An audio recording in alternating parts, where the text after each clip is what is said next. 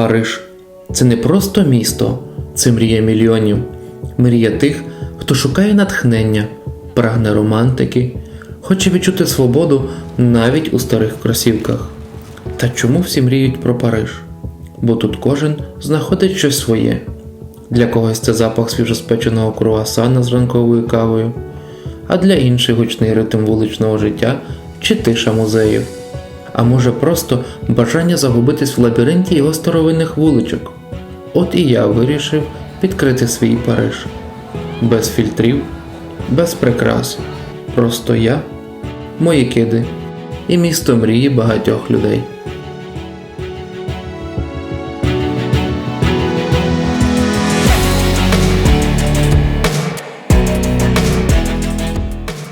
Ну і як більшість всіх подорожей, все починається, як правило, з аеропорта. І в Парижі їх є цілих 3. Найбільший і найвідоміший – Шарль де Голь, що розташований лише за 25 кілометрів від міста. Є ще аеропорт Орлі на півдні, який знаходиться трошки ближче, близько 13 кілометрів. І звісно ж найдальший – Бове. Саме тут я зараз знаходжусь. Цей аеропорт знаходиться аж за 90 кілометрів від Парижа. Ну і навіть якщо ви знаходитеся в 90 кілометрах від Парижу і є вихід, ви можете скористуватися шаттл-басом. Рекомендую купити квитки на цей автобус заздалегідь онлайн, щоб уникнути черг в аеропорту. Квиток дійсний протягом року, а автобус курсує кожні 15 хвилин. Вартість проїзду – 16,90.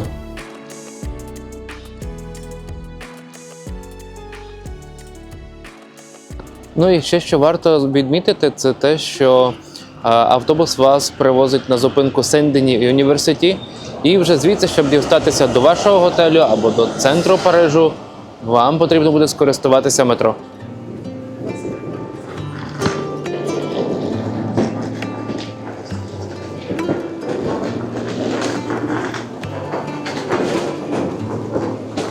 Щоб придбати квитки на метро, вам потрібно знайти ось такі автомати, що досить зручно, що біля станції Сен-Деніс Університі, куди привіз автобус, тут є люди, які вам допоможуть придбати квиток, навіть якщо ви не зможете розібрати самі. Ось так якось тут допомагають людям.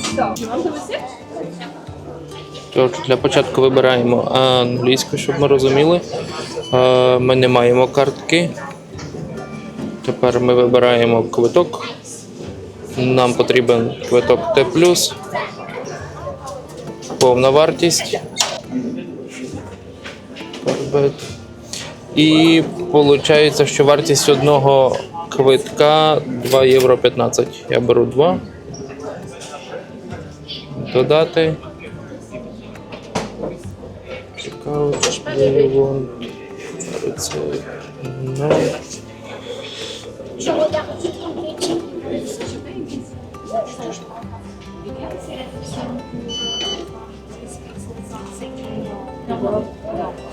проплатили.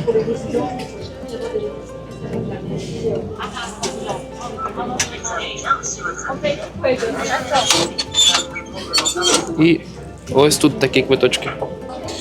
Тобто потім ми проходимо далі і з цим квиточком зараз розберемось.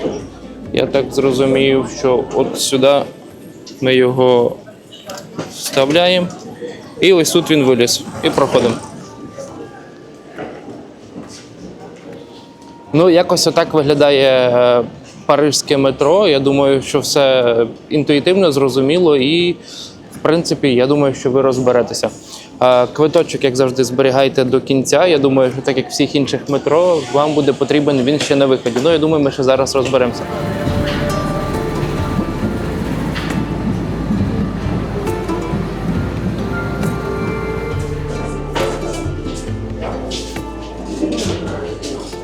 Взагалі, я думав, що буде потрібен квиточок, а виглядає, що ні.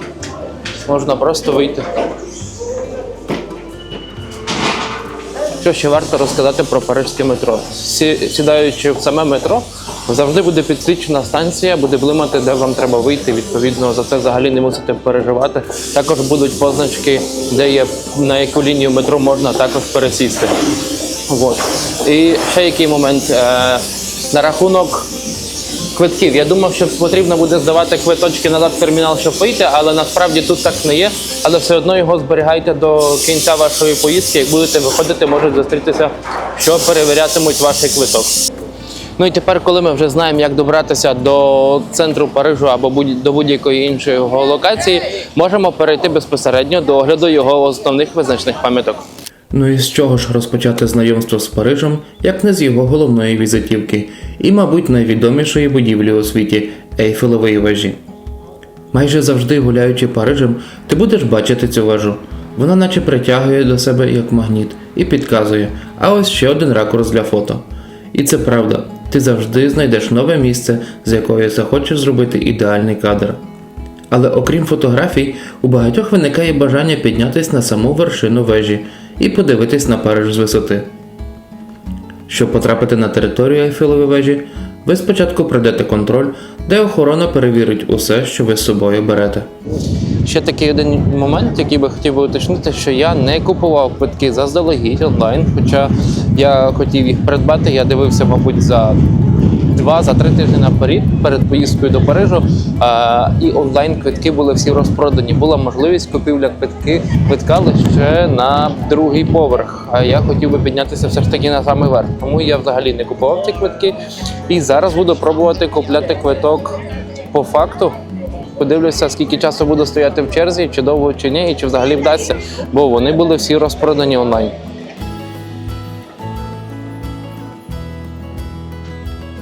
Знаєте, я вже придбав квиток. Мабуть, з однієї сторони мені пощастило, тому що черг як таких не було. Зараз погода така досить хмарна, вітряно, і сьогодні є понеділок, людей не дуже багато, тому я в черзі абсолютно не чекав.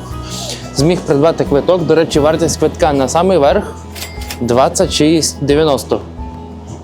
Але щоб піднятися на самий верх, спочатку треба, знову ж таки, пішки вилізти на другий поверх, а вже потім на ліфті можна буде виїхати на самий верх. Щоб піднятись на самий верх, є дві ціни – 35,30 за підйом ліфтом, та так як я зрозумів, він був розпроданий онлайн. Або, як у моєму випадку, 26,90 за піший підйом до другого поверху, а потім на ліфті. Тож, якщо не хочете йти пішки, як я, то купуйте квитки на ліфт завчасно. Взагалі, зі всього мого каналу вже можна буде такий цілий мем нарізки такі складати, як я кудись запиханий карабкаюсь і намагаюся щось розказати.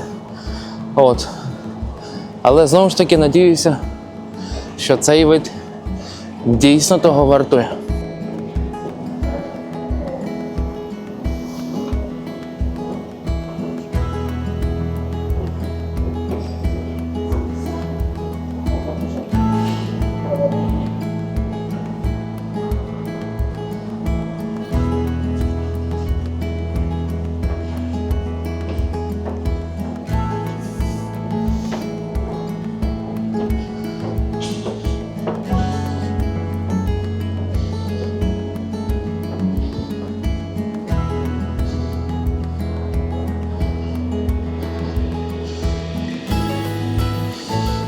І ось я виліз на перший поверх. Насправді це взагалі не було легко. Весь вигляд буде ось за такою решіткою, тому що це заради безпеки. На першому поверсі Ейфелевої вежі тут є, можна зробити зупинку ось в кафе, можна випити кави, багет, круасан всередині, а також, дивіться, я покажу, ось тут теж є такі ларьочки з фастфудами, і також є така відпочинкова зона для людей.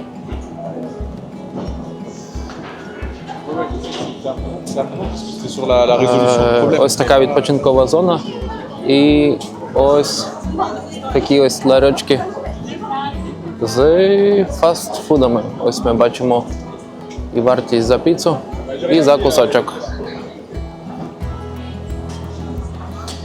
В принципі, це зрозуміло, чому тут є ось така відпочинкова зона для людей, того, щоб піднятися на цей ж перший поверх. На це було потрібно багато зусиль. Ну, а я потихеньку буду вирушати на другий поверх. Ну, підйом на другий поверх вже не був настільки складний, як на перший, тому що він вже був набагато менший, сходи були коротші. От. Але що варто зазначити, що тут вже і вигляд такий, він набагато кращий. По-перше, решітки ось вони такі вже набагато ширші, вигляд набагато ліпший. І це, в принципі, воно вже як мінімум на другий поверх варто все-таки піднятися. Не знаю, як буде на самому верху, але на другому поверсі воно досить круто. Якщо піднятися ще на підвищення цього другого поверху, то вид відкривається взагалі досить прекрасний і без будь-яких загорожень.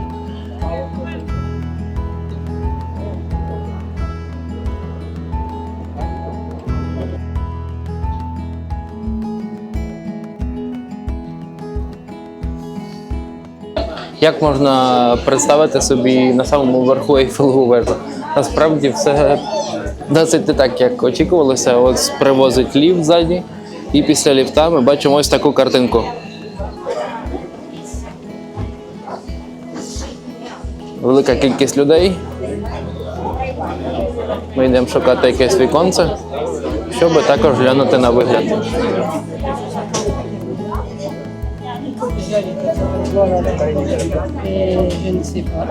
Насправді видно повністю весь Париж, наскільки це можливо.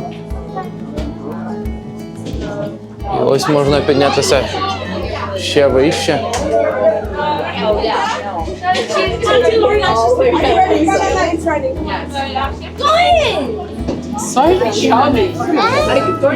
І тут прям такий вітряно. Сьогодні ще так замрачено, трошки захмарено.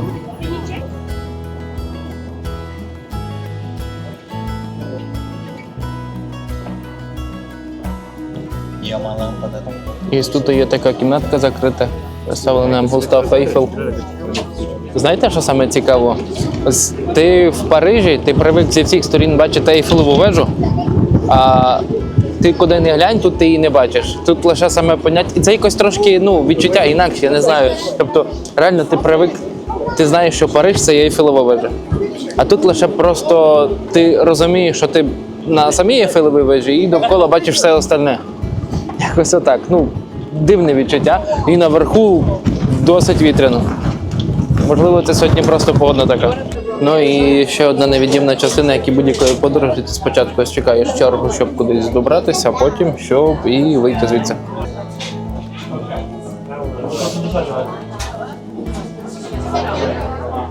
Ви знаєте, я пам'ятаю, як я був на Петершинській вежі в Празі, і теж вона була досить висока, не пам'ятаю вже точно скільки метрів, а тут Ейфелева вежа має 330 метрів. І що саме цікаве, наверху не було відчутно так, щоб вона колихалася. Тобто навіть якщо зараз пориви вітру досить сильні, але не було це відчутно, щоб там якимось чином цей шпиль хитався. І я очікував, що буде навіть сильніше хитатися, ніж там. Ось так. До речі, на рахунок вигляду, все, що можу сказати, знаєте, от піднятися на самий верх – це як виконати якусь там ачівку, поставити галочку, типу, от я був на самому верху Ейфелевої вежі, але вигляд із другого поверха теж досить непоганий. Проте вигляд на Париж з Ейфелевої вежі не є єдиний. Я покажу вам ще один оглядовий майданчик, звідки можна побачити і Париж, і саму Ейфелеву вежу. Знаєте, в Парижі є ще один оглядовий майданчик, про який не розказав, мабуть, навіть лінивий, але на це є декілька причин. Саме перший, самий важливий, він є безкоштовний. Цей оглядовий майданчик знаходиться на терасі галереї Лафайет, це на верху торгівельного центру. І вигляд звідси відкривається теж досить хороший. Взагалі всі вигляди на Париж, там де видно Ейфелеву вежу, вони є особливі, тож не пропустіть це місце.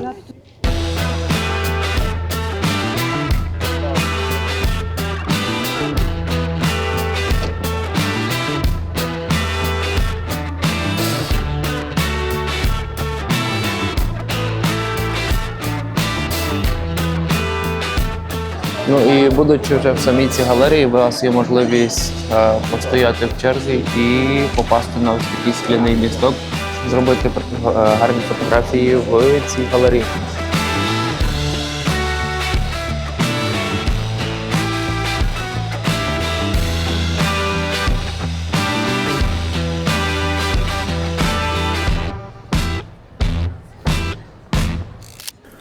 Ми вже побачили Париж з висоти, тож тепер настав час відкрити його культурні скарби. І що ж може бути краще для цього, ніж Лувр? Тож, щодо Лувру, дивіться, яка ситуація. Щоб попасти до Лувру, я купував квиток заздалегідь, орієнтовно за тиждень, перед поїздкою до Парижу, як я планував. І, в принципі, я запланував на той час, на ту дату, тоді, коли я хотів, і я сюди прийшов. Тож, якщо цього не зробити, я так розумію, ви будете стояти чергу, щоб придбати квиток напряму. Ось так, як дивіться, така велика кількість людей, яка тут є. Ось погляньте, ось це є вхід, центральний вхід до музею Лувр.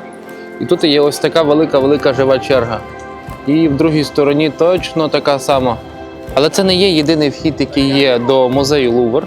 Я вам зараз покажу також ще деяких, які є бокові входи до Лувру.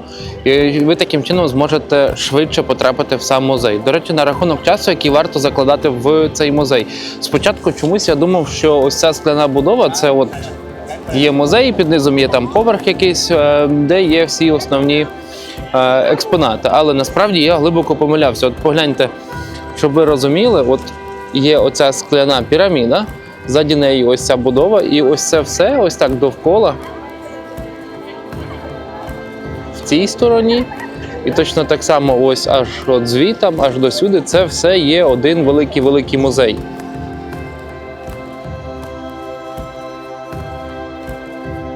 Тож до чого я веду? Тобто закладайте свій час вірно, коли ви плануєте відвідати музей Лувр. Того, що вам там піде часу, я не знаю, як мінімум 3-4 години. Там взагалі можна загубитися на цілий день. Досить зручно тим, що там є де сісти відпочити. Зручно тим, що там можна поїсти. Зручно, що там можна сходити, випити кави в Starbucks. Тобто там все є для того, щоб ви змогли провести час. І відповідно враховуйте, що там ви часу проведете дуже багато. Тобто, якщо ви хочете подивитися ці всі експонати, орієнтовно, я не знаю, мабуть, години 4, і то вам не хватить, і то ви не подивитеся всі. Тож я там провів 4,5 години, і я вже стомився, я потім шукав звітом вихід. Ти знайшов вихід з самого Лувру, потім ти ще шукаєш вихід, бо там ще якісь такі торгові центри, ну не торговий центр, а от такі ще ларки. Тобто, до чого веду, що там ти проведеш багато часу. Тепер щодо додаткового входу, який є в Луврі, я так розумію, він є і по другу сторону також. От є велика основна піраміда ззаді мене і є така ось поменша, нехай вона для вас буде орієнтиром. І навпроти неї ось є такий вхід.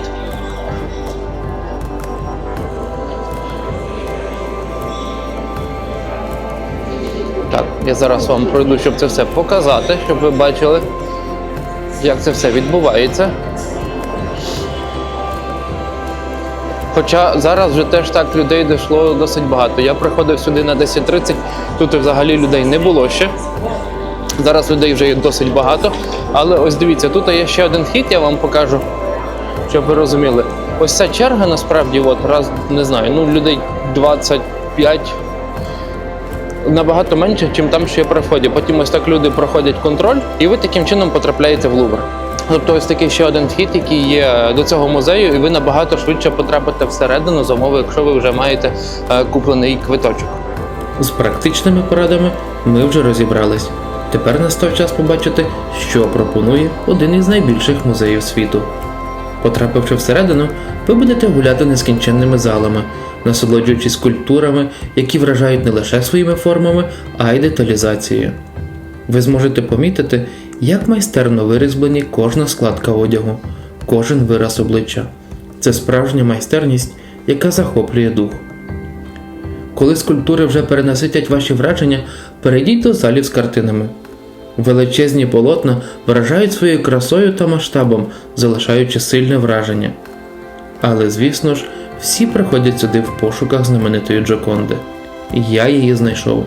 І тепер пропоную подивитись на мою реакцію на цей світовий шедевр. Я дістався до експонату, де є Монна Ліза, щоб подивитися вживу Джоконду. Але все, що можу сказати, тут тяжко сказати, що тут навіть і черга. Це не черга, це просто натовп. Погляньте на це.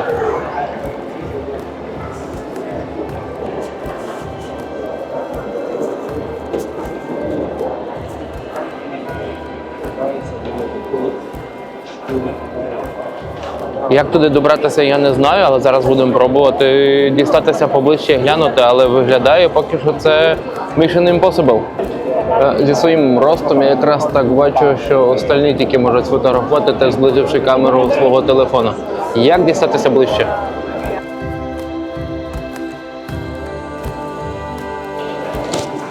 Все, що я можу сказати, я добрався до самого краю, де є Мона Ліза. Я не знаю, це просто воно відбиває бажання до всіх туристів тут просто стояти. Дивіться, просто погляньте. Я вам покажу, що робиться спереду на секундочку. Ну, от зараз на мільйонах фотографій, от моя рука, моя камера. Я не знаю, це жах, катастрофа. Ось так це виглядає.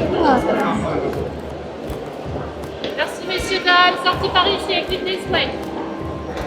Я щойно був коло славнозвісної Джоконди, але знаєте, все, що можу сказати, от нас вчили, що з якої сторони ти не поглянеш, завжди ти будеш бачити, що вона якби дивиться на тебе. Це неможливо зробити в реальності, подивитися, тому що ти запхатий між мільйони людей, всі кудись, точніше не кудись, всі однозначно йдуть з цієї картини подивитися, всі хочуть зробити фотографію, всі хочуть зробити селфі, і ти не можеш розглянути нормально, спокійно дану картину.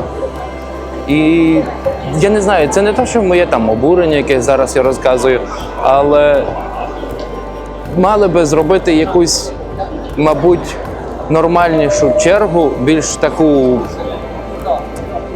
як це правильно сказати, організованішу. Тобто не вистачає організованості для цих людей. Добре, нехай я там почекаю трошки довше, але лишіть мене там, щоб я нормально оглянув цю картину. Мабуть, це неможливо попри таку велику кількість туристів. Мабуть, через це не зроблено. Але маємо, що маємо. Реальність така, що оглянути цю картину спокійно неможливо.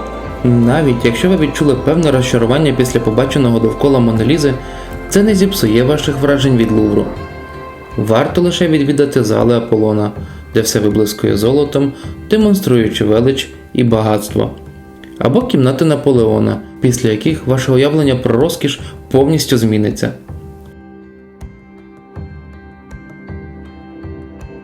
На завершення скажу, що Лувр – це місце, яке точно варто відвідати. Після знайомства з головними символами Парижа, давайте піднімемось на найвищу точку міста – пагорб Монмартр. Тут знаходиться одна з найвеличніших базилік столиці – Сакре-Кер.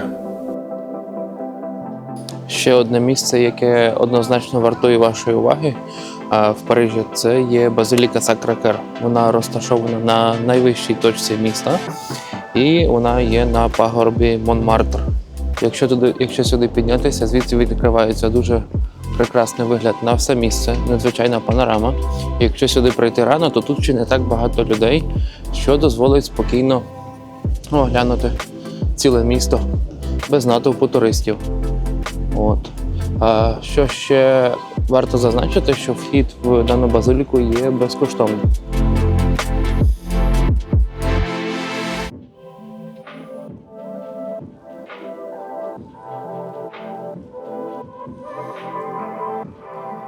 Щоб потрапити всередину, обов'язково буде зроблений ще один додатковий контроль. Я замітив, що майже в всіх визначених пам'ятках Франції є ось такі от перевірки. Ну, а ми зараз з вами йдемо всередину базиліки і спробуємо там зняти дещо і показати, яка вона всередині.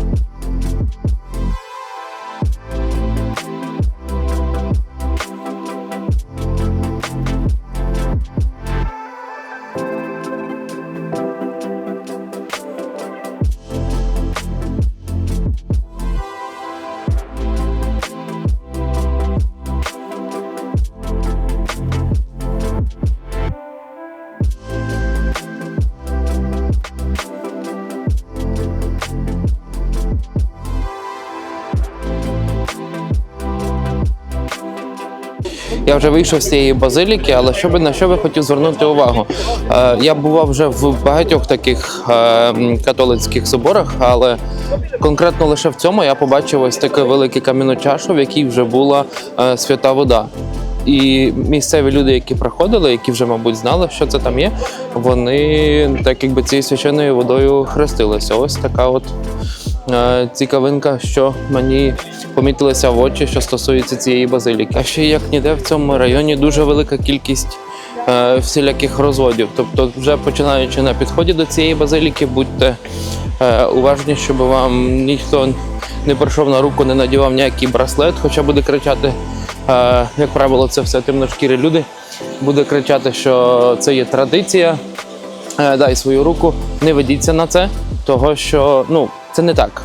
І точно так само вже на самому верху є люди, які збирають якісь підписи, ще щось, нічого не підписуйте, ні на що не ведіться, просто спокійно підіть, відвідайте церкву і будете мати спокій. До речі, щодо тих людей, які намагаються вам вцепити браслет на руку, розказують, що це традиція, саме перший такий простий спосіб маніпулювання вами – це звідки ти? І вони намагаються там вгадувати, намагаються з вами зав'язати розмову. Я, як правило, говорю, що я з Китаю, мені ніхто не вірить і, відповідно, вже розуміють, що до цього скептично відношуся. І, як правило, ти його ігноруєш ту людину і за тобою довго вже ніхто не йде. От якось так. І якщо ви шукаєте сувеніри з Парижа, мені здалось, що найкраще місце для цього внизу біля базиліки. Тут багато крамниць із приємними цінами. Що ще варто зробити в Парижі? Звичайно, прогуляйтесь його вуличками, і латинський квартал ідеально підходить для цього. Майже всі туристичні гіди радять відвідати це місце, деякі скрізь у Парижі ви знайдете історичні пам'ятки, атмосферні кафе та цікаві куточки. Прогулянка тут – це справжнє занурення в дух міста. Проте я би радив скласти маршрут так, щоб дорогою ви змогли дійти до собору Паризької Богоматері і відкрити для себе ще одну вражаючу частину Парижа.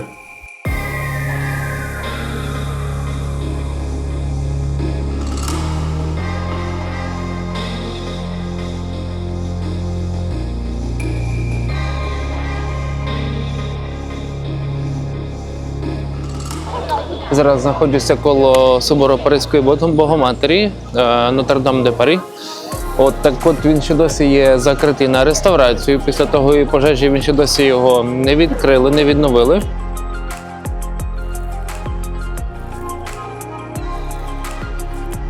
Близько цього собору також можна відвідати і каплицю Сен-Шапель. І там теж досить гарно має бути. Ми зараз туди з вами підемо і обов'язково переглянемо. До речі, ще один такий нюанс, що замітив, тут є поставлений такий подіум. Ось, як ви бачите, велика кількість людей тут просто сідає, я так зрозумів, просто перепочити з виглядом на сам собор Паризької Богоматері. Чи є в цьому багато кайфу, я не знаю, я там не сидів і досить сумнівна, як по мені історія. От ти прийшов, сів, з тобою ще ціла куча, мільйон інших туристів, і дивитися на реконструкцію цього собору. Сумнівна така забава, а я пропоную перейти оглянути іншу каплицю Сен-Шапель. Знаєте, от так розповідав на рахунок того, що можна відвідати іншу каплицю, поки Нотр-Дам закритий. Я такий приходжу до каплиці Сен-Шапель і, знаєте, моєму здивуванню, та взагалі чому? Тут вже нема чого дивуватися. Весь Париж, він пов'язаний на чергах. Всюди стоїть черга, мільйони людей. Точно те саме аналогічно відбувається до входу в каплицю Сен-Шапель. Якби в мене є обмежена кількість часу, яку я можу провести в Парижі, і це ще можу сказати, швидше всього я туди не попаду, але я вам хоч покажу, з чим можна зіткнутися, якщо приїхати сюди і хотіти сходити в цю каплицю. Ось погляньте, яка черга.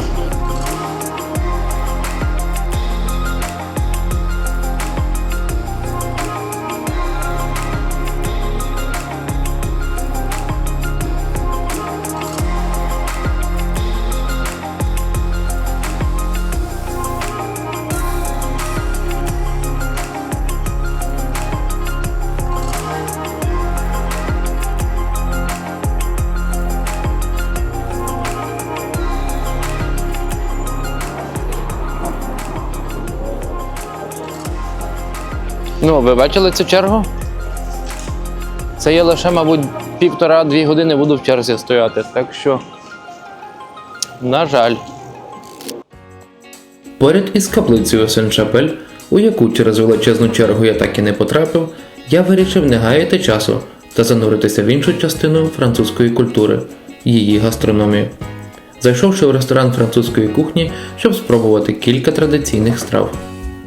То з чим асоціюється нам французька гастрономія? Я не знаю, колись давно, ще як я був маленький, я дізнався, що там французи перші придумали їсти жабячі лапки. Зараз, мабуть, таке тяжко знайти, можливо це знайти, але не знаю. Але якби як не крути, вони все одно їдять ось такі слимачки. Як правило, вони подаються в такому чеснично-трав'яному соусі. Я не знаю, ніколи цього не їв, я буду перший раз це пробувати. Мені це цікаво, подали ось такий от специфічний інструмент для їхнього поїдання. Я не знаю, ну, до речі, вони досить тугі, тяжко нажимаються. Так, щоб я зараз не нажав і воно не влетіло комусь в тарілку іншому. Той, хто цього не хотів. Ну, і дали нам до цього ось таку специфічну вилучку, але я це взяв досить зле.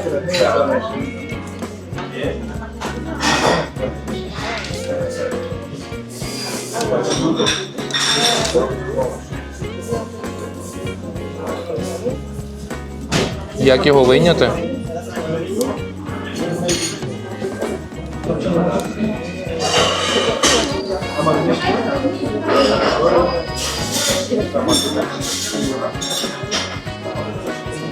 Я не знаю, як його вийняти, я серйозно.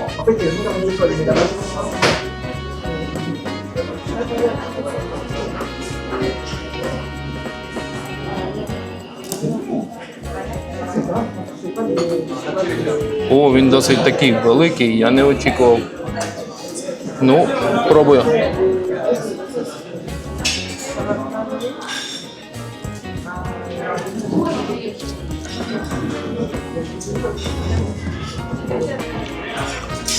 Що можна очікувати від слимака? Точно не цього. Тобто, я не знаю, як це описати. Це відчувається масло, відчувається чесничний соус, тим, що його приправили, але сам слимак, він не є водянистий, він є такий структурований, як якийсь такий хрящик тисяч. Тобто він не прям такий, як хрящ, але досить тугий. Я не можу сказати, що я там фанат цієї страви, на майбутньому буду так, я це попробую. Але що ще я замовив, щоб це не затягувати, я також замовив і цибулевий суп. Цибулевий суп – це теж, без чого неможливо представити зараз на даний момент французьку кухню. Це є домашній цибулевий супчик, він досить... Це зверху, мабуть, сир. Теж такого ніколи не їв. О.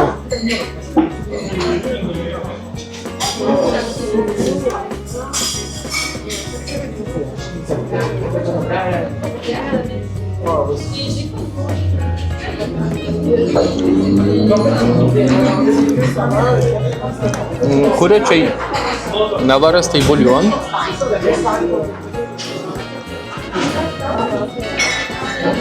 І зверху дуже чіткий, дуже сильне відчуття оцього всього сиру передається. Я не знаю, чи це його прям так тягнеться цей сир. Капець.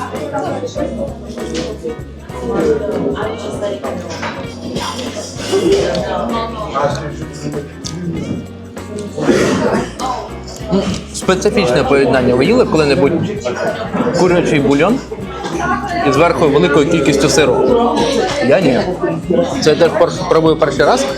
Це не є зле, це є реально смачно.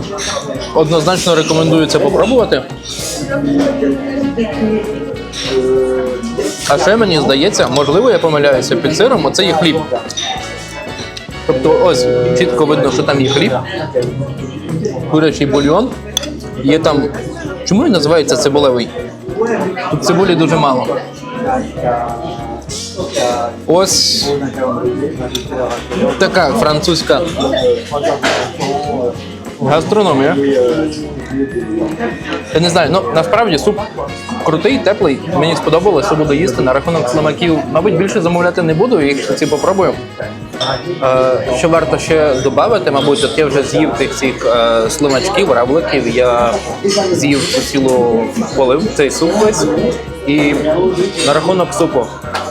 Швидше всього, потім прийшов висновку, що це не є такий курячий бульйон, а все-таки воно швидше всього таки наварене на цибулі. І оце воно дає такий смак. В принципі, воно досить подібне до курячого бульйону, але, мабуть, через те, що він наварений на великій кількості цибулі, через що це є цибулевий суп. А на рахунок равликів, я не знаю, чи варто це можна, чи не, ну, тобто, чи можна це порівняти до кальмара. От я завжди говорю, що кальмар це ідеальна страва для знаття смаку соусу. Тому що він сам по собі як такого смаку не має, але от зі соусами завжди класно. Точно так само, от, мабуть, можна сказати, я, мабуть, так можу сказати про ось цих равликів. Тобто, якби не було цього часнично-масляного трав'яного соусу, вони б не були от такі, що їх би хотілося їсти. От і все. Після знайомства з французькою кухнею настав час повернутись до дослідження визначних пам'яток. І наступна зупинка – одна з найвідоміших символів Парижа – Тріумфальна арка.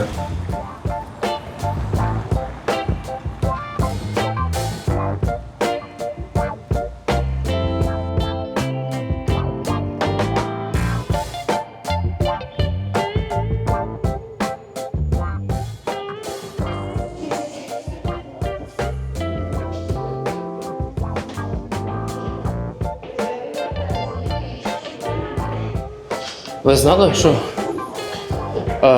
тобто я знав про існування тріумфальної арки, але я таки не знав, що на нього можна піднятися. От цим я зараз і займаюся і покажу, який вигляд зверху тріумфальної арки. Майже на самому верху, коли піднімаєшся, тут є історія цієї тріумфальної арки. Тут також можна зайти в сувенірний магазин, тут є поставлений, а також є можливість вийти на терасу. Та перш ніж ми перейдемо на терасу арки, ще один цікавий факт. Тріумфальна арка була побудована на честь перемог Наполеона і сьогодні є не лише архітектурним шедевром, але й символом військової слави Франції. Ну а під самою аркою знаходиться могила невідомого солдата, яка вшановує пам'ять загиблих у війнах. Тут також горить вічний вогонь, що символізує пам'ять про полеглих і не згасає вже багато років. Тепер, після невеликого екскурсу в історію, настав час піднятися на терасу Тріумфальної арки.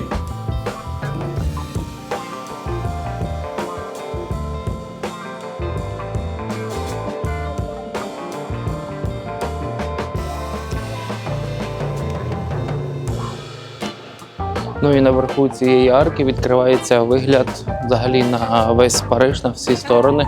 І що саме цікаво, тут можна вийти навіть на ту зону. Тобто, само собою можна прийти і побачити з неї і Ейфелеву вежу, але і також можна побачити новий район Парижу, де є нова Тріумфальна арка. На жаль, в цьому відеоролику я туди не попаду, я туди не мав часу туди поїхати, але звідси цей район дуже добре і чітко видно.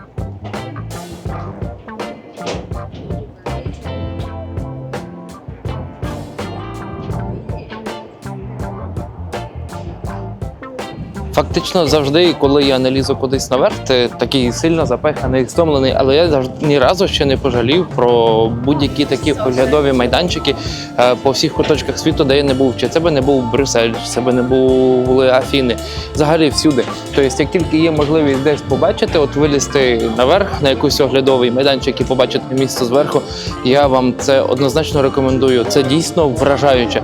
Я не знаю, чому мало хто говорить в оглядах про Париж, що на Тріумфальну арку можна піднятися, але в моєму топі це однозначно є і буде. До речі, на рахунок вартості підйому. Вартість квитка коштує, щоб піднятися, 16 євро.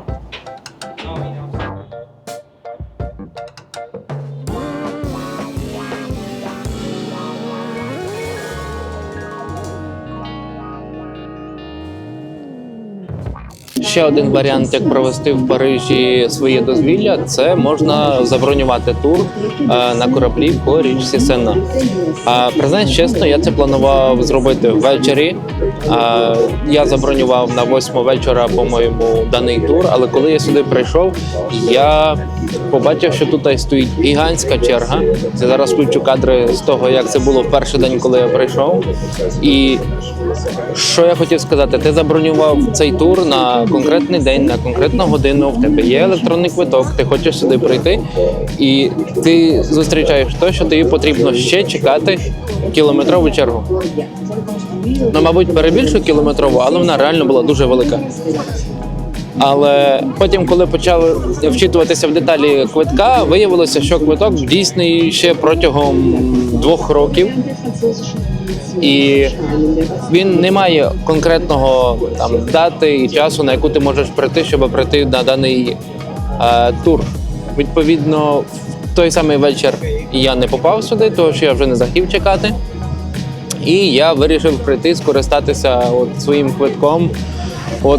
Зараз в день, коли набагато менше людей, коли набагато легше сюди потрапити. І зараз я відправився в ось такий круїз по річці Сенна. Круїз по Сені – це чудова можливість побачити Париж з нової перспективи. Повільна прогулянка вздовж берегів річки дозволяє сповна насолодитися архітектурою міста, пропливаючи під його знаменитими мостами. Це також ще одна нагода побачити Ейфелеву вежу з іншого ракурсу. А враховуючи, що вартість цього круїзу становить 17 євро, я щиро рекомендую вам цю екскурсію.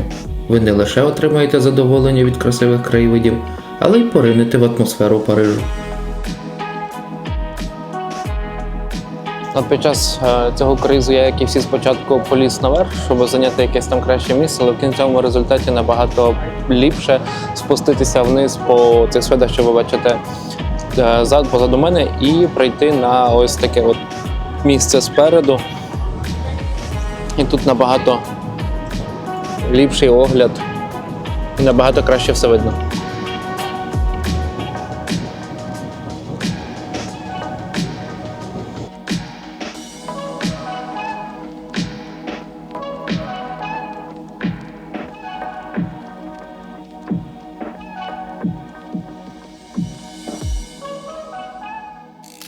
Ну і на завершення, що можу сказати? Я показав вам Париж таким, яким він є. Містом сповненим краси, культури та унікальної архітектури. Хоча я не зміг відвідати всі заплановані місця через численні черги, ця подорож була неймовірною. Від Ейфелевої вежі до Лувру, від прогулянок вуличками до круїзу по Сені. Кожен момент подарував свої враження.